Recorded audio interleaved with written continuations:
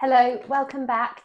Gosh, September is whizzing by already, and I thought I'd do a little video to show you some of the bounty that's happening in my garden and from my growers in kind of mid-September.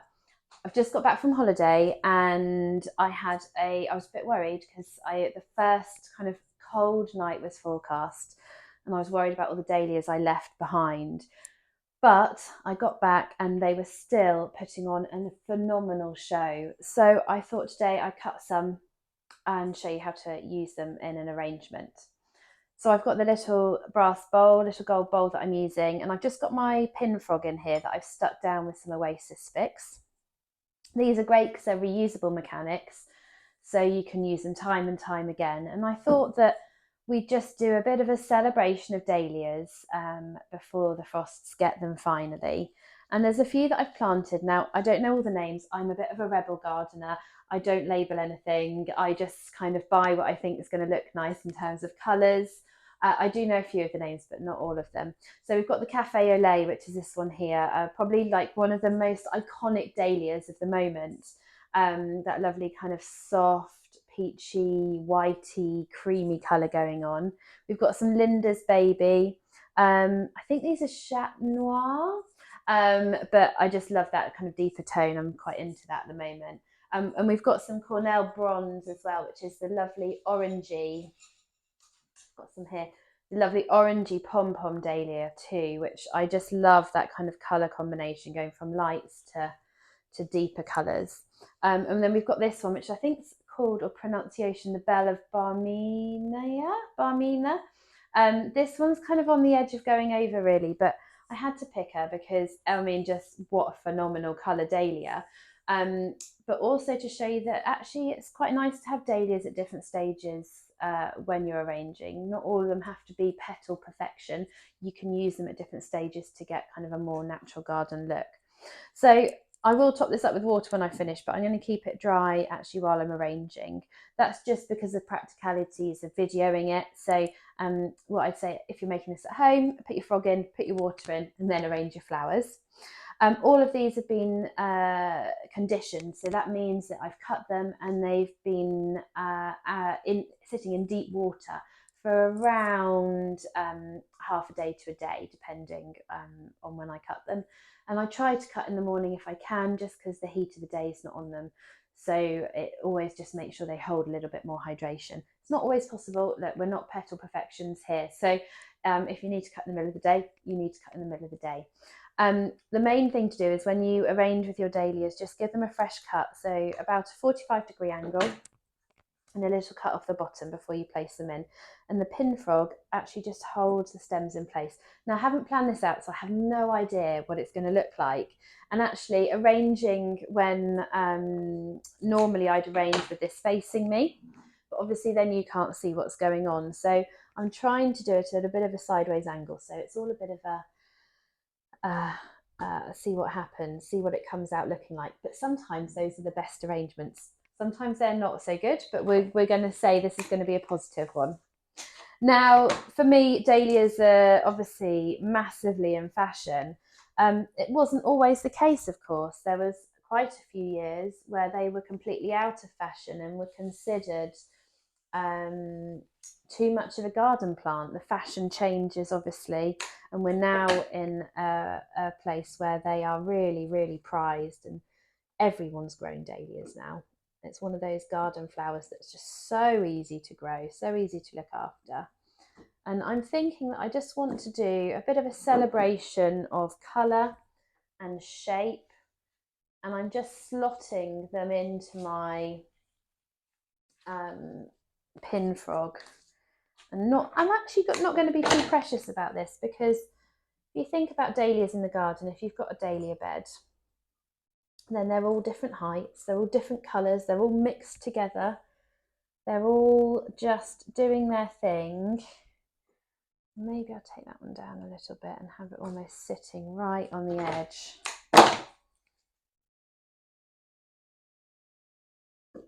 And just push them onto the pins there, if I can get them on. There we go.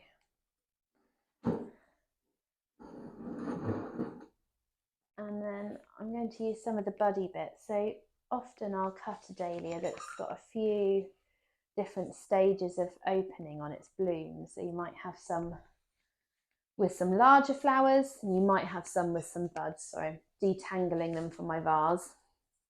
A bit like this one. So it's got quite a developed flower and then the little bud.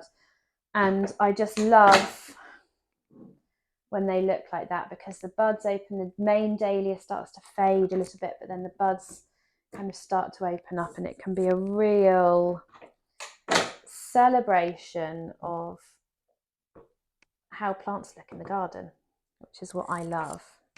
Right, let's turn that one around. And it's good when you're making kind of arrangements like this to keep on turning them. Whoops.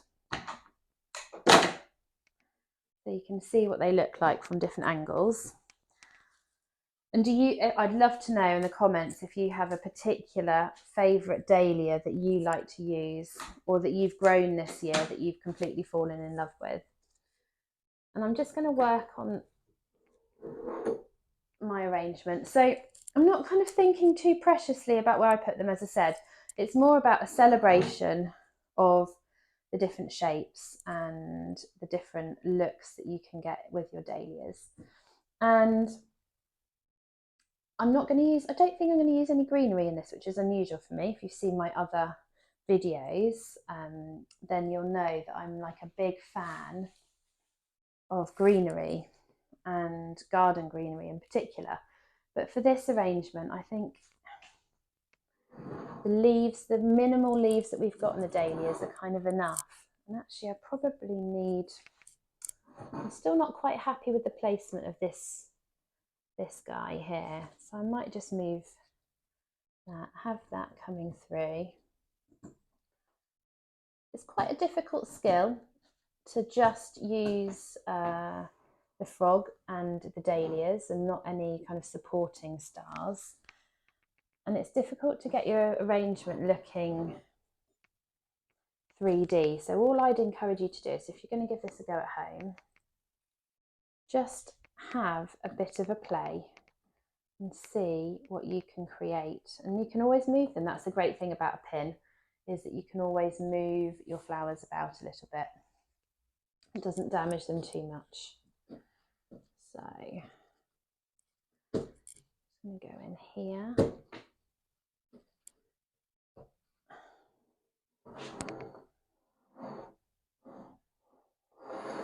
Now, do you see this is a bit heavy? So I think I'm going to move him up a little bit and pop him in there. I think that's going to be a bit better. And look at these deeper ones. Oh my gosh, they're just so scrummy. Now this is obviously quite a shallow bowl, so you need to fill it up with water every day.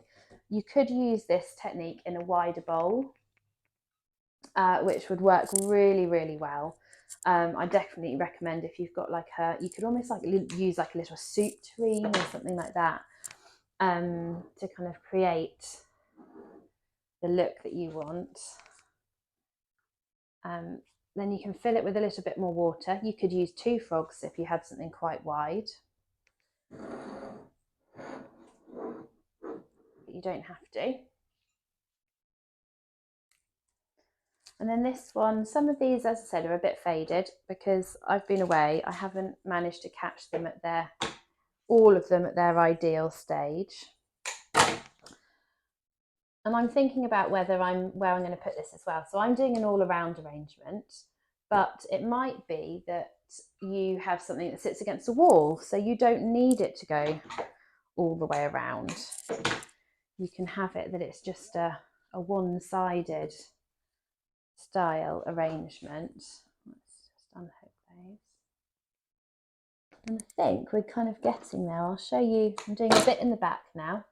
It might end up being the front. Not quite sure yet how it's looking.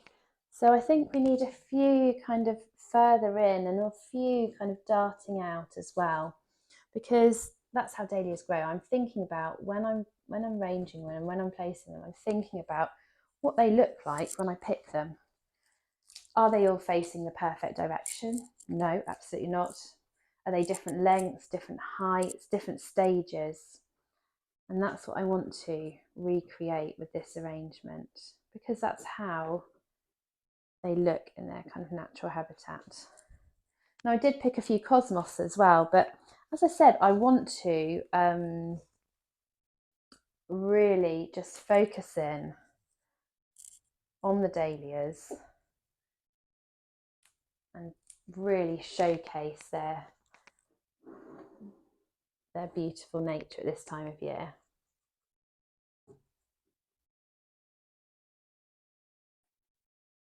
And a few more kind of lower down just to finish off. I'm going to use these lighters. These are Linda's Baby, which I always love because they're just like the most perfect kind of, they go with pinks, they go with yellows, they go with peaches. They're just like a real perfect dahlia for that kind of, all those kind of crossover colours that you sometimes need when you're arranging flowers. They've got a slight yellow to the centres. Right, and then one more. Now I'm going to use this slightly faded one because look at the colour. I hope you can see that on the camera. It's like the perfect sunset tone. And I just want to tuck her in the bottom. And if they go over, the good thing about the frog is you can just whip them out very, very easily, very quickly, and replace them with a new stem.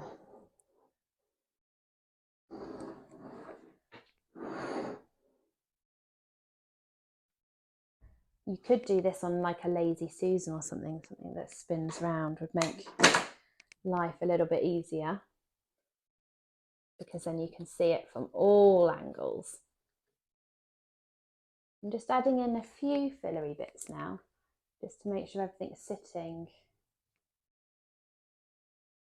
exactly where I want it.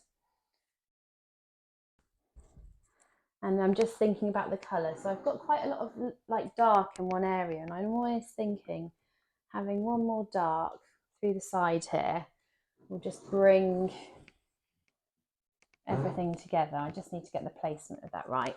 So you'll see I'm looking at different angles as well. I'm leaning down a little bit. I'm thinking about where my eye is going to be hitting the arrangement. And that is so key when you're doing these low bowls, thinking about how people are going to interact with the flowers that you're making.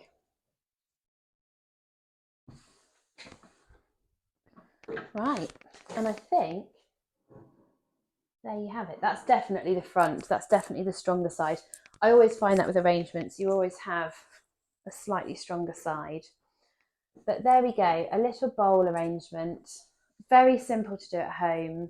You can spend kind of 15 minutes out of your day harvesting and then just arranging some flowers in any kind of low bowl, cereal bowl, soup tureen, anything you've got lying at home. And hopefully that inspires you to give it a go. And I'd love to see what you create.